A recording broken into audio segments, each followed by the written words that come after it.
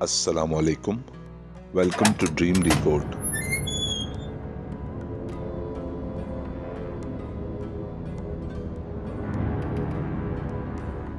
ایران میں پہنے جانے والی چادر ایک پورے جسم کی لمبائی والی شال ہے جسے ہاتھ یا پن کی مدد سے گردن میں بند کیا جاتا ہے۔ یہ سر اور جسم کو ڈھانپتی ہے لیکن چہرہ مکمل طور پر نظر آتا ہے۔ یہ چادر اکثر سیاہ رنگ کی ہوتی ہے اور مشرق وسطیٰ میں بھی عام ہے۔ چینل سبسکرائب کریں اور بیل آئیکن پریس کر کے نوٹیفیکیشن بر وقت جانیے۔ برصغیر پاک و ہند میں استعمال ہونے والا برقع پورے جسم کا پردہ ہے۔ پہننے والے کا پورا چہرہ اور جسم ڈھانپ دیا جاتا ہے اور آنکھوں کے اوپر ایک جالی نما کپڑا لگا ہوتا ہے جس میں سے خواتین دیکھتی ہیں۔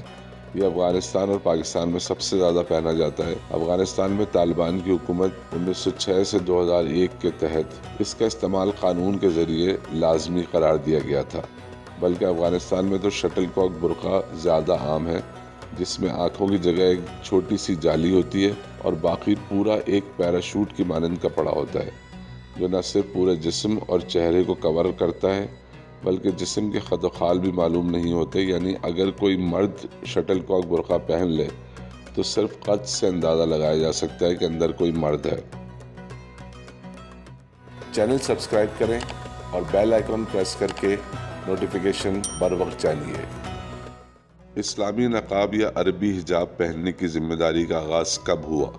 کیا تمام مسلمان عورتیں پردہ کرتی ہیں؟ کیا انہیں کرنا پڑتا ہے؟ نیز کیا تمام پردے ایک جیسے ہیں یا وہ مختلف شکلیں اور اقسام رکھتے ہیں؟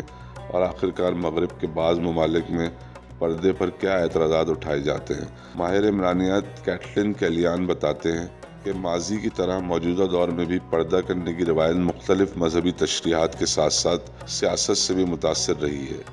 اس بات کو بھی مغرب نے ایک سازش کے تحت بحث کا موضوع بنایا ہوا ہے کہ کیا پردے سے متعلق آیات اور بیانات صرف نبی صلی اللہ علیہ وآلہ وسلم کی ازواج مطہرات پر لاگو ہوتے ہیں یا تمام مسلم خواتین پر، جبکہ خواتین کے لیے معمولی رہنے کی ضرورت کا ذکر کیا گیا ہے۔